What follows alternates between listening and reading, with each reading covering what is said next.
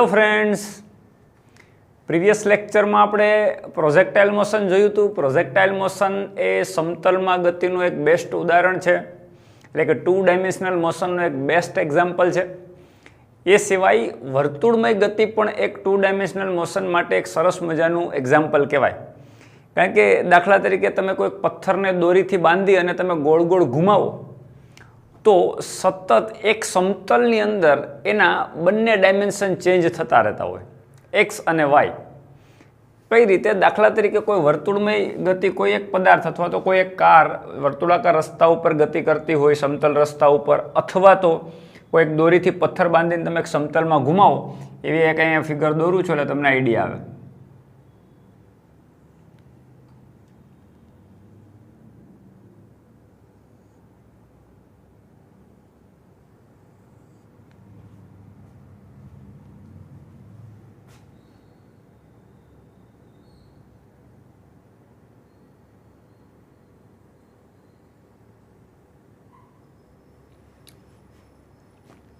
આ વર્તુળનું સેન્ટર,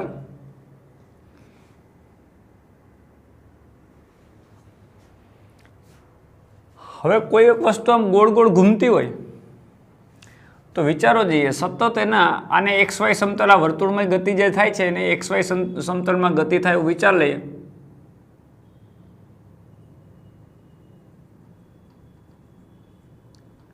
ધારો કે આ એક્સ અક્ષ, આ વાય અક્ષ, તો તમે જોઈ શકો છો કે દાખલા તરીકે પથ્થર અહીંયા છે, એને બદલે હવે અહીંયા આવે, અહીંયા આવે, અહીંયા આવે, આ 3 પોઝિશન બતાવો તો એનો સ્થાન સદિશ વિચારો અહીંયા હોય તો 2 ઘટક મળે, એક્સમાં વાયમાં. જ્યારે અહીંયા પણ આવે ત્યારે એના 2 ઘટક મળે, એક્સમાં વાયમાં. અહીંયા આવે ત્યારે એના 2 ઘટક મળે, એક્સમાં આ એક્સ, આ વાય. આમાં આના માટે એક્સ, આ પોઝિશન માટે વાય, આ પોઝિશન માટે એક્સ, આ પોઝિશન માટે વાય. તો એનો મતલબ સતત એના એક્સ અને વાય બંને આમ ચેન્જ થતા રહે છે, એટલે કે 2 ડાયમેન્શનલ મોશનનું બેસ્ટ એક્ઝામ્પલ છે. તો એ વર્તુળમય ગતિને સારી રીતે આપણે સમજવા માટે એક પથ્થરને દોરીથી બાંધી અને એક સમતલમાં ઘુમાવવામાં આવે તો કોઈ ઝડપ સાથે, તો એની અંદર કેવી રીતે ઇક્વેશન મળી આપણે જોવાનો પ્રયત્ન કરીએ. મિત્રો, વર્તુળમય ગતિ, ધારો કે આ સેન્ટર, કોઈ એક પોઝિશન બતાવીએ. ચલો ધારો કે આ પોઝિશન બતાવું પથ્થરની, તો આ એનો સ્થાન સદિશ થયો. ધારો કે આ સ્થાન સદિશ છે R1. આપણે વેક્ટર આખું ભણી ગયા, આપણને ખબર છે કે સંદર્ભ બિંદુ, અત્યારે સંદર્ભ બિંદુ તરીકે મેં સેન્ટર પસંદ કર્યું, તો સેન્ટરને અનુલક્ષીને જ પથ્થર ગોળ ગોળ ઘૂમતો હોય. તો આ સંદર્ભ પોઈન્ટથી ને કોઈ એક પથ્થર છે આ પોઝિશનમાં, એનો સ્થાન સદિશ મેં R1 દોર્યો. હવે આ પથ્થર પોતે કોણીય સ્થાનાંતર કરીને થીટા એંગલ બનાવીને જ્યારે આ પોઝિશન ઉપર પહોંચે ત્યારે સ્થાન સદિશ કહી દઉં R2, એટલે પથ્થર અત્યારે આ પોઝિશન ઉપર આવી ગયો. અને આ જે થીટા એંગલ બને, અને થીટા જો અત્યંત નાનો વિચારો તો ડેલ્ટા થીટા, તો ડેલ્ટા થીટા જેટલું એણીએ કોણીય સ્થાનાંતર કર્યું, રાઈટ? આટલો એંગલ કાપ્યો, તો R1 પોઝિશનમાંથી R2 આવ્યો, રાઈટ? તો આનું સ્થાનાંતર કેટલું થયું? એટલે સ્થાનાંતર સદિશ delta R is equal two થાય R2 સદિશ માઇનસ R1 સદિશ. એટલે આ આપણે સદિશ વેક્ટરનો ઉપયોગ કરવો પડે. અને મેં તમને સમજાવ્યું હતું કે 2 સદિશોના પૃચ્છ જ્યારે ભેગા થતા હોય અને અંતિમ સદિશમાંથી માઇનસ પ્રારંભિક સદિશ, એટલે કે અંતિમમાંથી પ્રારંભિક બાદ કરવું હોય ત્યારે પ્રારંભિક ઉપર પૃચ્છ રાખવાની અને અંતિમ ઉપર શીર્ષ દોરશો, એટલે તમારો ડેલ્ટા આર ઓટોમેટિક મળી જશે. આ તમારો ડેલ્ટા આર હોય, R2 માઇનસ R1 હોય. તો R2 માઇનસ R1 નો સદિશ આ રીતે થયો. મિત્રો, જ્યારે અહીંયા પથ્થર પહોંચે ત્યારે એનો વેગ ધારો કે V1 હોય, તો આને હું V1 કહી દઉં, કારણ કે હંમેશા વેગની દિશા એ ગતિપથના સ્પર્શકની દિશામાં હોય. હવે જ્યારે અહીંયા પહોંચે ત્યારે સ્પર્શક આમ થઈ જાય, તો અહીંયા વેગ થઈ ગયો V2. દોસ્તો, પથ્થર કોઈ પણ પોઝિશન ઉપર પહોંચશે ત્યારે સ્પર્શકની દિશામાં એનો વેગ હશે, પણ એનું મૂલ્ય જો અચળ રહેતું હોય, દાખલા તરીકે તમે પથ્થરને ઘુમાવો છો, દાખલા તરીકે 10 મીટર પ્રતિ સેકન્ડના ઝડપથી ઘૂમતું હોય અથવા તો 20 મીટર પ્રતિ સેકન્ડના વેગથી ઘૂમતું હોય તો કોઈ પણ એક ઝડપ અચળ રહેતી હોય તો આવી ગતિને નિયમિત વર્તુળમય ગતિ કહેવાય. તો મિત્રો આ કેસમાં એની બે વસ્તુ ચેન્જ નહીં થાય. એક તો રેડિયસ ચેન્જ નહીં થાય, કારણ કે એ ઘૂમતો રહેતો હોય એક જ ઝડપથી ઘૂમતો રહેતો હોય તો એની રેડિયસ જે છે એ તો વર્તુળાકાર પથ તો બદલાવાનો છે, એટલે પથ એટલે રહેવાનો છે, દોરીની લંબાઈ સેમ રહેવાની છે, એટલે એક તો ત્રિજ્યા સરખી રહે, એટલે કે R1 નું મૂલ્ય ઇઝ ઇક્વલ ટુ R2 નું મૂલ્ય ઇઝ ઇક્વલ ટુ આપણે R કન્સિડર કરી લઈએ. R1 R2 અહીંયા આવશે તો પણ સરખો જ રહેશે, અહીંયા આવશે તો વર્તુળની ત્રિજ્યા બદલાવાની નથી, એટલે R1 નું મૂલ્ય બરાબર R2 નું મૂલ્ય. ધારો કે વર્તુળની ત્રિજ્યા આપણે R લઈ લે તો કેપિટલ R થાય. અને બીજી વસ્તુ શું નહીં બદલાય, V1 અને V2 ના મૂલ્યો નહીં બદલાય, દિશા બદલાય છે. તમે જો ઝડપ અચળ રહેવી એનો મતલબ થાય કે જે તે સમયે દાખલા તરીકે અહીંયા તમે એની ઝડપ તપાસો તો 10 મીટર પ્રતિ સેકન્ડ, અહીંયા તપાસો તો 10 મીટર પ્રતિ સેકન્ડ, અહીંયા તપાસો તો 10 મીટર પ્રતિ સેકન્ડ, એટલે વેલ્યુ ચેન્જ નથી થતી. એટલે મિત્રો V1 નું મૂલ્ય બરાબર V2 નું મૂલ્ય બરાબર આપણે V ધારી લઈએ. તો બે વસ્તુ ચેન્જ નથી થતી મિત્રો, એક તો રેડિયસ ચેન્જ નથી થતી ને એની ઝડપ ચેન્જ નથી થતી. તો આ બંને વસ્તુ જ્યારે અચળ ઝડપથી કોઈ પદાર્થ વર્તુળમય ગતિ કરતો હોય તો આવી ગતિને નિયમિત વર્તુળમય ગતિ કહેવાય. નિયમિત વર્તુળમય ગતિ.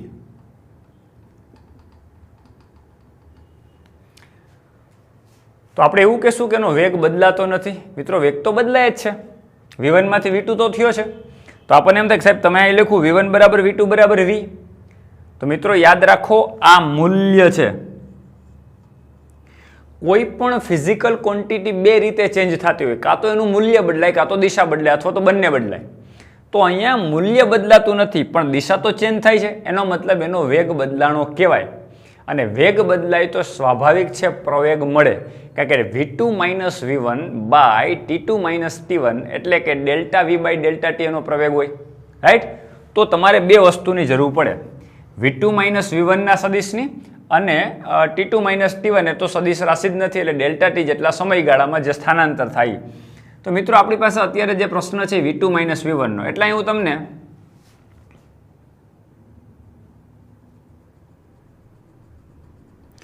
V2 માઇનસ V1 આ એંગલ છે, આ ત્રિકોણ, એને હું આમ ચોક્કસ એંગલ સાથે ફેરવી નાખું આખા ત્રિકોણને. એટલે તમે જો R1 અને V1 બંને એકબીજાને લંબ જ હોય, હંમેશા ત્રિજ્યાનો સ્પર્શક એકબીજાને લંબ હોય, રાઈટ. તો અત્યારે આ જે છે એ R1 નો સદિશ છે ને આ V1 નો સદિશ છે. હવે V1 નો સદિશ હું અહીં દોર નાખું, જો અહીં બાજુમાં V1 નો સદિશ હું દોરું, આ V1 સદિશ, જો આને સમાંતર મેં લાઈન કરી એટલે આ મારા માટે V1, રાઈટ.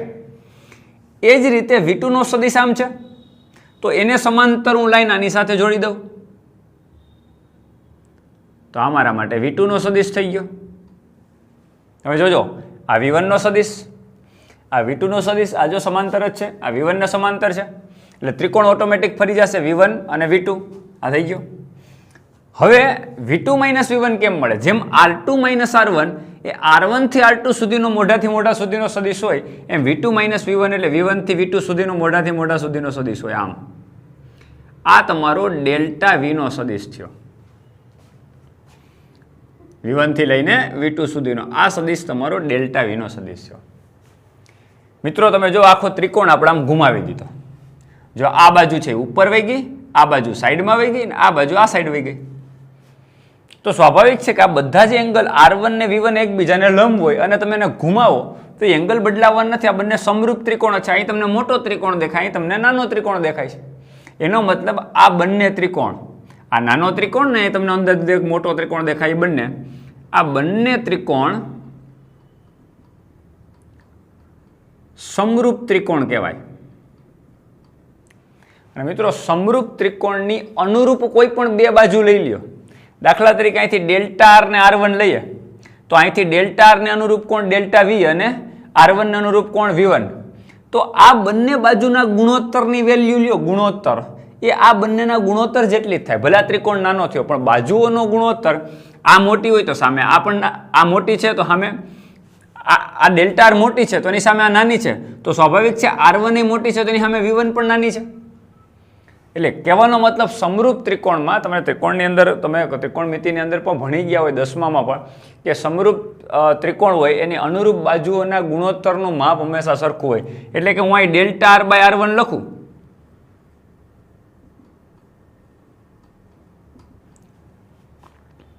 મૂલ્યમાં જ લખીએ, દિશા સૂચન પછી જોઈ લેશું. ડેલ્ટા આર બાય R1 લઈ લે તો સામે અહીંયા ડેલ્ટા V બાય V1 થાય. કહેવાનો મતલબ ડેલ્ટા આર બાય R1 અને ડેલ્ટા V બાય V1 આ ગુણોત્તર તમે લ્યો એનું મૂલ્ય સરખું જ થઈ જાય. રાઈટ. હવે મિત્રો આ જે વસ્તુ અહીંથી R1 થી આ પદાર્થ અહીંથી અહીં સુધી પહોંચ્યો, આ પોઝિશન બતાવી દઈએ P અને આ પોઝિશન બતાવી દઈએ Q. તો P થી Q સુધી પહોંચવા માટે ધારો કે અહીંયા ડેલ્ટા T જેટલો સૂક્ષ્મ સમય લીધો હોય તો સમયગાળો બતાવો હોય ડેલ્ટા T, તો આ સમીકરણ જે છે એને હું ડેલ્ટા T વડે ભાગી નાખું સમયગાળા વડે, તો delta R by delta T 1 by R1 is equal to delta V by delta T અને 1 by V1. આવું થશે. બંને સાઈડ મેં ડેલ્ટા T વડે ભાગી નાખો. સમીકરણ એવું જ થયું. તમે જો આ સમીકરણ છે આ છે ડેલ્ટા T કાઢી નાખો, સામે સામેથી કેન્સલ કરી નાખો એટલે આ જ સમીકરણ થઈ ગયું. ક્લિયર મિત્રો? Delta R by delta T સ્થાનાંતર છેદમાં ડેલ્ટા R એટલે સ્થાનાંતર સદિશ થયો તમારો, છેદમાં સમયગાળો એટલે તમારો વેગનો સદિશ થાય એટલે આ તમારા માટે વેગનું મૂલ્યની જ વાત કરીએ, દિશાની પછી વાત કરીએ. Delta R by delta T એટલે વેગ થશે into 1 by R1 is equal to delta V by delta T એટલે પ્રવેગ થાય એટલે પ્રવેગ સરેરાશ પ્રવેગ અને 1 by V1. મિત્રો આપણને ખબર છે V1 નું મૂલ્ય V2 બરાબર V જ થાય, મૂલ્ય સરખું જ થાય. ગમે એ જગ્યા ઉપર ઝડપ અચળ છે, નિયમિત વર્તુળમય ગતિ છે એટલે V1 ની જગ્યાએ આપણે V મૂકી શકીએ અને ત્રિજ્યા R1 બાય R2 બાય ગમે એ પોઝિશન ઉપર ત્રિજ્યા તો વર્તુળની ત્રિજ્યા જ રહેશે એટલે R1 મૂકવાની જરૂર નથી, અહીંયા R મૂકી દઈએ કેપિટલ R. તો મિત્રો તમારા માટે પ્રવેગ A ઇઝ ઇક્વલ ટુ અહીં લખું પ્રવેગ A ઇઝ ઇક્વલ ટુ એને કરતા બનાવો V ઉપર જાય તો V ઉપર ગુણાઈ જાય તો V સ્ક્વેર થઈ જાય અને R છેદમાં એટલે V સ્ક્વેર બાય R થશે.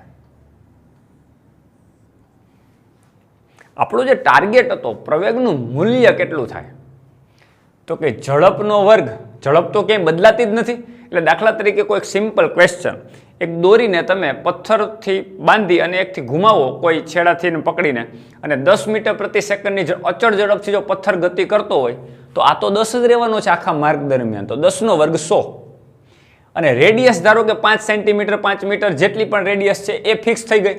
તો આની વેલ્યુ ને આની વેલ્યુ મૂકો તો પ્રવેગ કેવો થઈ જાય? અચળ. પણ મૂલ્ય પ્રવેગનું મૂલ્ય અચળ થાય. પ્રવેગ અચળ થાય ને એવું બોલી ના શકાય. શું કામ એની ચર્ચા કરીએ મિત્રો? અહીં મેં તમને કીધું કે જેમ અચળ ઝડપ બોલી શકાય પણ વેગ અચળ ન બોલી શકાય, કારણ કે વેગની દિશા બદલાય છે. તમે જો વેગનું મૂલ્ય મેં હમણાં તમને કીધું કે 10 મૂકી દો તો 10નો વર્ગ 100 થઈ ગયું, રાઈટ? અને ત્રિજ્યા 5 હોય તો 5/100/5 એટલે 20 મીટર પર સેકન્ડ. એ તો જે પણ તમને મળે છે પ્રવેગનું મૂલ્ય બદલાતું નથી પણ પ્રવેગની દિશા તો બદલાતી રહે સતત. કઈ રીતે? તમે જો પ્રવેગની દિશા કેમ થશે તમે વિચારો. જે બાજુ પ્રવેગનું સૂત્ર આવું, સરેરાશ પ્રવેગનું સૂત્ર આપણે આવું લખીએ A is equal to delta V by delta T. તો સમયને તો સદિશારા કાંઈ લેવા દેવા નથી એટલે ડેલ્ટા V ની દિશા હોય ને એ જ પ્રવેગની દિશા હોય, વેગની દિશા નહીં, વેગના ફેરફારની દિશા. તો મિત્રો અહીં ડેલ્ટા V એટલે વેગનો ફેરફાર, એની દિશા તમે જો કેમ મળી આપણને સેન્ટર તરફ. આ જ ત્રિકોણ તમે અહીંયા બનાવો, દાખલા તરીકે આ બે પોઝિશન બનાવી અહીંયા ને અહીંયા, તો અહીંયા જે ત્રિકોણ અહીંયા મળ્યો એવો જ ત્રિકોણ અહીંયા મળશે અને એનો કેન્દ્રગામી પ્રવેગ જે છે એ આમ જશે, પ્રવેગથી આમ જશે સેન્ટર તરફ. આ ત્રિકોણ તમે અહીંયા બનાવો તો અહીંયા નાનો ત્રિકોણ એવો મળશે કે જેથી કરીને ડેલ્ટા V ની દિશા સેન્ટર તરફ થશે. એ જ રીતે અહીંયા તમે પોઝિશન બતાવો તો એ જ રીતે તમારા તો કોઈ પણ જગ્યા ઉપર તમે આ રીતનો ત્રિકોણ તૈયાર કરશો પોઝિશન વેક્ટર દોરીને અને ડેલ્ટા વી નો સદિશ મેળવશો મિત્રો, તો એ ડેલ્ટા વી નો સદિશ તમને સેન્ટ્રલી જ મળશે, હંમેશા આમ કેન્દ્ર તરફ જ મળે. એટલે મિત્રો આ પ્રવેગને પ્રવેગ ખાલી નહીં બોલતા, સ્પેશિયલી નામ આપીએ કેન્દ્રગામી પ્રવેગ. ઇંગ્લિશમાં એને સેન્ટ્રીપેટલ ફોર્સ કહેવાય. સેન્ટ્રીપેટલ ગ્રીક શબ્દ છે અને એનો અર્થ થાય કેન્દ્ર તરફની દિશામાં અથવા તો ત્રિજ્યાવર્તી દિશામાં, ત્રિજ્યા તરફની દિશામાં. એટલે કોઈ પણ પદાર્થને નિયમિત વર્તુળમય ગતિ સાથે મિત્રો ઘુમાવવામાં આવે તો કોઈ પણ જગ્યાએ તત્કાલીન પ્રવેગની દિશા તમે મેળવો. તત્કાલીન પ્રવેગ જો અહીંયા સમયનો અત્યંત નાનો લઈ લ્યો, એ તમારો થઈ જાય dv by dt. હવે એક કહેવાની જરૂર નથી, આ બહુ બધું ભણી ગયા છે આપણે. Limit delta t tends to 0, સમયનો અત્યંત નાનો લ્યો તો dv by dt v નું t ની સાપેક્ષે વિકલન કરો એટલે વેગ થાય, રાઈટ? સોરી, પ્રવેગ થાય. તો એ પ્રવેગ જે છે તત્કાલીન પ્રવેગ કહેવાય, એટલે જે તે સમયે પ્રવેગ. તો મિત્રો પથ્થર અહીંયા પહોંચે અથવા તો અહીંથી અહીંયા સુધી પહોંચે, સૂક્ષ્મ સ્થાનાંતર કરે અને સૂક્ષ્મ સ્થાનાંતરમાં તમે પ્રવેગની વેલ્યુ ગણવા જાઓ, સોરી પ્રવેગનું દિશા મેળવવા જાઓ તો એ તમને સેન્ટર તરફ જ મળશે. તો અહીંયા હોય ત્યારે સેન્ટર તરફ એટલે આમ, અહીંયા હોય ત્યારે સેન્ટર તરફ એટલે આમ, અહીંયા હોય ત્યારે સેન્ટર. મિત્રો તમે જો પ્રવેગનો સદિશ સતત બદલાતો છે, એક વખત આમ મળે, એક વખત આમ મળે, એક વખત આમ મળે, એક વખત આમ મળે, એક વખત આમ મળે, એક વખત આમ, એક જ દિશામાં રહેતો નથી, સતત બદલાય. એટલે પ્રવેગનો સદિશ ભલે સેન્ટર તરફ છે પણ કોઈ પણ પોઝિશન ઉપર સેન્ટર તરફ દોરો એટલે તમારી દિશા ઉલટી થતી જાય. જો અહીંયા હોય ત્યારે આમ થઈ જાય, અહીંયા હોય ત્યારે નીચે થઈ જાય, અહીંયા હોય ત્યારે આમ થઈ જાય, જ્યારે અહીંયા હોય ત્યારે આ તરફ થઈ જાય. એટલે પ્રવેગનો સદિશ સતત બદલાતો રહે એટલા માટે પ્રવેગ અચળ કોન્સ્ટન્ટ છે એવું બોલી શકાય નહીં. એટલે સેન્ટ્રીપેટલ ફોર્સ કેન્દ્રગામી પ્રવેગ કોઈ દિવસ કોન્સ્ટન્ટ ના હોય, કારણ કે એનો સદિશ અચળ ના રહેતો, એનું મૂલ્ય અચળ રહેશે, ધ્યાન રાખજો. એટલે વર્તુળમય ગતિમાં, નિયમિત વર્તુળમય ગતિમાં પ્રવેગ નિયમિત હોય, મૂલ્ય એનું મૂલ્ય અચળ રહેશે પણ પ્રવેગનો સદિશ અચળ રહે નહીં. એટલે એને નિયમિત વર્તુળમય ગતિ કહેવાય, પણ નિયમિત પ્રવેગવાળી ગતિ કહેવાય. પ્રવેગ જે છે એનો સતત ને સતત બદલાતો રહે છે, પ્રવેગનો સદિશ સતત બદલાતો રહે છે. એટલે પ્રવેગનું મૂલ્ય અચળ થાય પણ પ્રવેગનો સદિશ બદલાતો રહેતો હોય. મિત્રો આ વાત ક્લિયર થઈ ગઈ? આ પ્રવેગને સમટાઈમ ત્રિજ્યાવર્તી પણ પ્રવેગ કહેવાય, કેન્દ્રગામી પ્રવેગ પણ કહેવાય. કેન્દ્રગામી પ્રવેગનું મૂલ્ય v²/r થાય, જ્યાં v છે જે તે વસ્તુની ઝડપ છે, r એટલે વર્તુળમય પથની ત્રિજ્યા છે અને એ છે એ તમારા માટે કેન્દ્રગામી પ્રવેગ છે, રાઈટ? એટલે સિમ્પલ ક્વેશ્ચન પૂછાય તો આ સીધો ક્વેશ્ચન ની અંદર ઇક્વેશન મૂકી દેવાનો, a = v²/r. આ પ્રકારની ગતિમાં બીજો પણ એક પ્રવેગ આની અંદર આવે, કેન્દ્રગામી પ્રવેગ સિવાયનો સ્પર્શીય પ્રવેગ, પણ એની આપણે જ્યારે રોટેશનલ મોશન, જ્યારે ચાકગતિ ચેપ્ટરની ચર્ચા કરશું ત્યારે વધારે ચર્ચા કરશું મિત્રો. અત્યારે તમને આની અંદર એન્ટર કરવા નથી. ખાસ આ વસ્તુ ધ્યાન રાખવાની, નિયમિત વર્તુળમય ગતિ થતી હોય ત્યારે, ઝડપ બદલાતી ના હોય ત્યારે જ માત્ર આટલો પ્રવેગ હોય, કેટલો? v²/r. આ મગજમાં રાખજો. ઓકે, હવે આ જે છે સમીકરણ કેન્દ્રગામી પ્રવેગ, કેન્દ્ર તરફનો જે પ્રવેગ છે જેનું મૂલ્ય અચળ છે v²/r. મિત્રો આને બીજા અમુક ફોર્મમાં આપણે કન્વર્ટ કરીને સમજવાનો પ્રયત્ન કરીએ. તમે જો આ વાત બધી આઈ થિંક સમજાઈ ગઈ હશે. જેને ના ખબર પડી હોય વધારે સ્ક્રીનશોટ લઈ અને જોઈ લઈએ, સમજી લઈએ. હવે આને એક બીજા ફોર્મમાં આપણે કન્વર્ટ કરવાનો પ્રયત્ન કરીએ.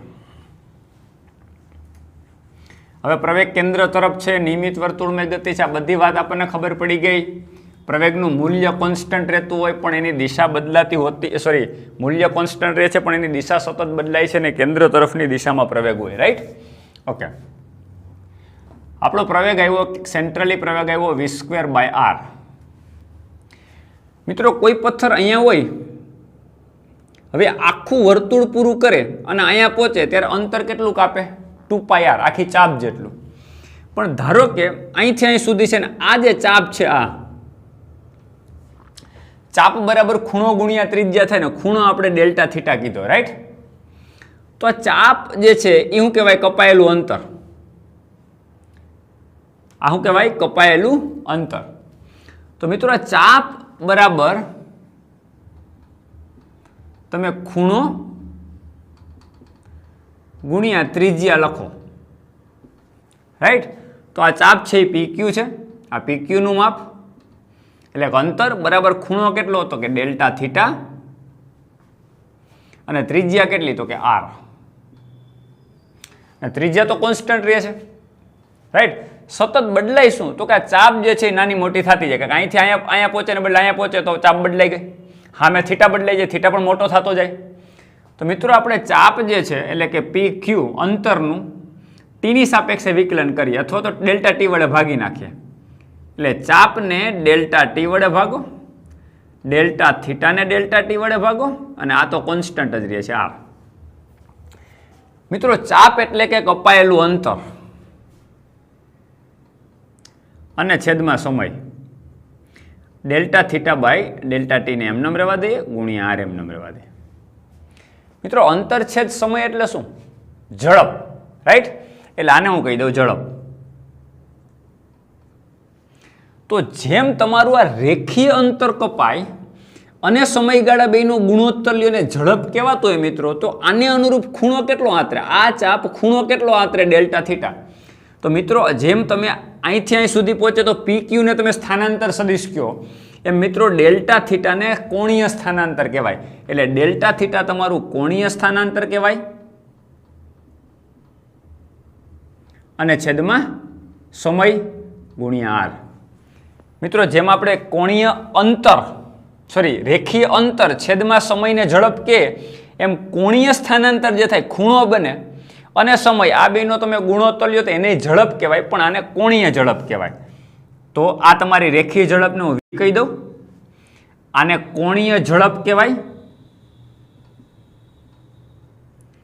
કોણીય ઝડપ કહેવાય, અને કોણીય ઝડપને કહી દઉં હું ઓમેગા અને R એમનેમ એટલે R। મિત્રો આ કોની વચ્ચેનો સંબંધ થયો? રેખીય ઝડપ અને આને કહેવાય કોણીય ઝડપ। એટલે કોણીય ઝડપને ત્રિજ્યા વડે તમે ગુણો એટલે રેખીય ઝડપ મળે। એટલે સિમ્પલ, આમાં કંઈ બહુ મોટી વાત નથી।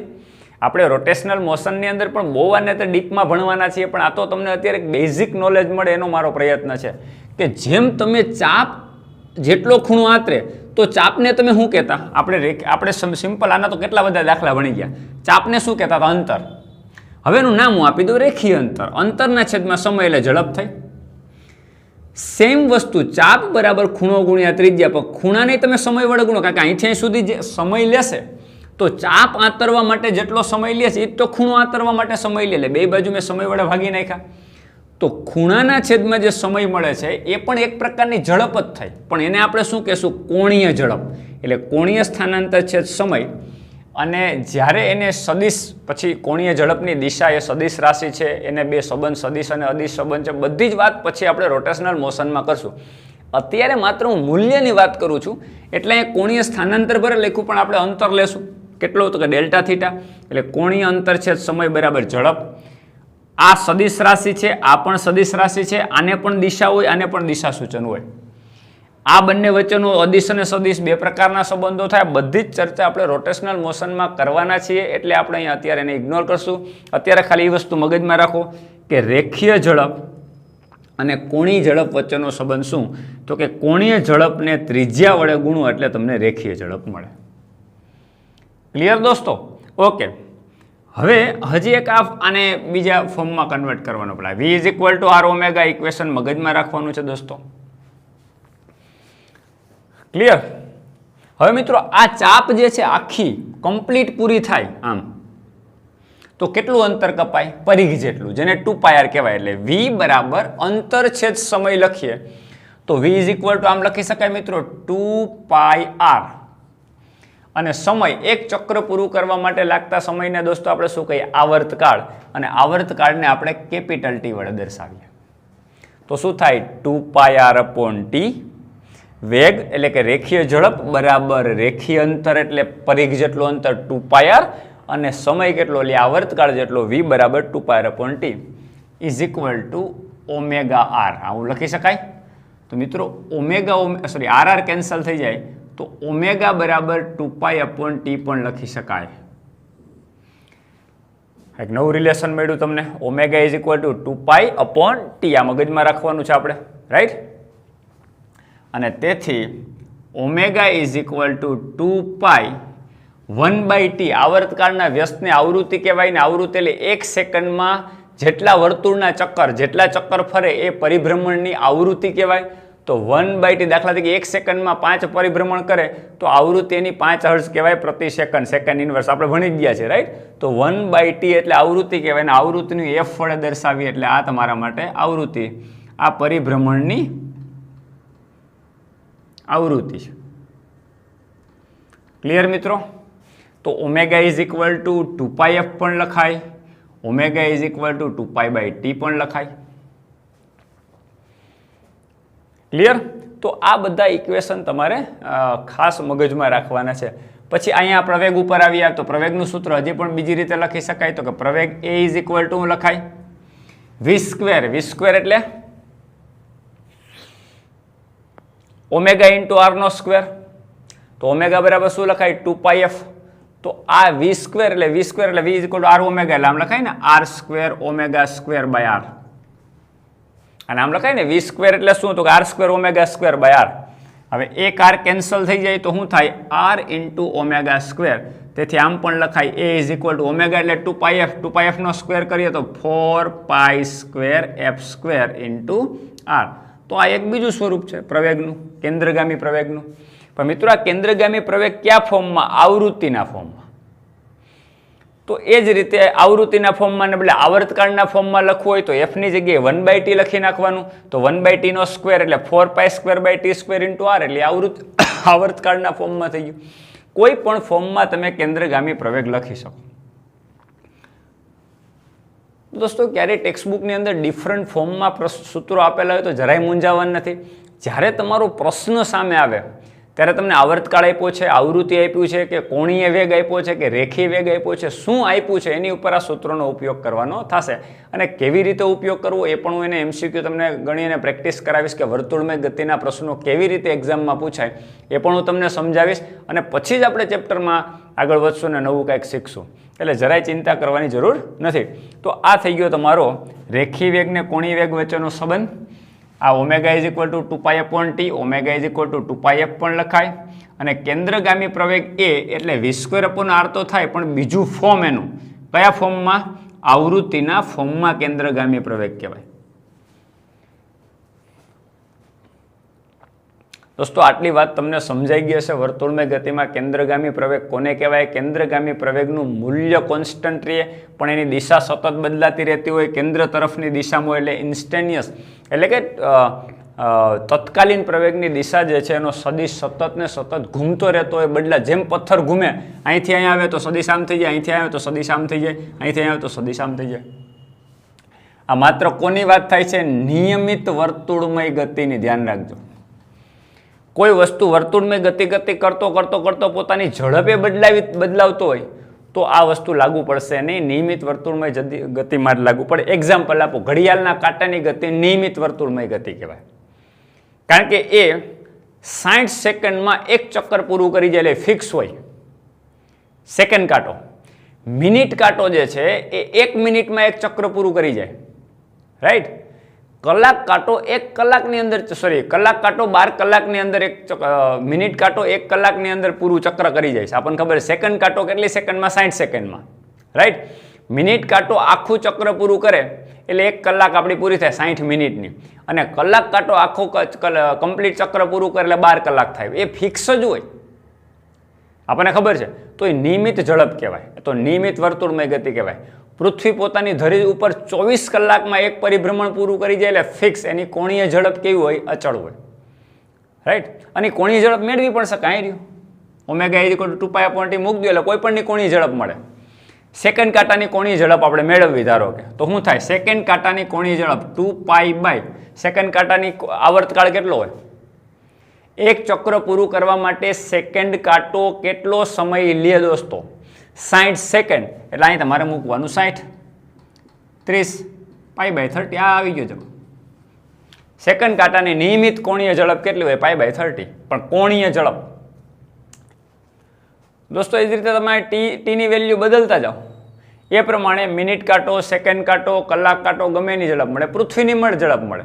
પૃથ્વીની કોણીય ઝડપ જે છે એ આપણને ખબર છે કે પૃથ્વી એક પરિભ્રમણ 24 કલાકમાં કરે, એટલે 24 ગુણ્યા 3600 સેકન્ડ મૂકો એટલે એની ધરીભ્રમણનો આવર્તકાળ મળે. આવર્તકાળ અને આવર્તકાળની કિંમત મૂકો એટલે એની કોણીય ઝડપ મળે. એટલે જે નિયમિત વર્તુળમય ગતિ થતી હોય દોસ્તો, એમાં જ આ બધા ઇક્વેશન અને કેન્દ્રગામી પ્રવેગની વાત આવે. એક જ પ્રવેગ આવે. પછી જો નિયમિત ઝડપથી ગતિ ના કરતો હોય ને પોતાની ઝડપે બદલતો રહેતો હોય ત્યારે કેસ બદલી જાય. એ આપણે રોટેશનલ મોશનની અંદર વધારે ચર્ચા કરશું. તો દોસ્તો આઈ થિંક આ વાત તમને સમજાઈ ગઈ હશે. એટલે 2 ડાયમેન્શનલ મોશનની અંદર પ્રોજેક્ટાઇલ મોશન એટલે પ્રક્ષિપ્ત ગતિ અને વર્તુળમય ગતિ very important for JEE and NEET, right. હવે એના કેવા પ્રકારના ક્વેશ્ચન પૂછાય આપણે નેક્સ્ટ લેક્ચરમાં જોશું. Have a good day.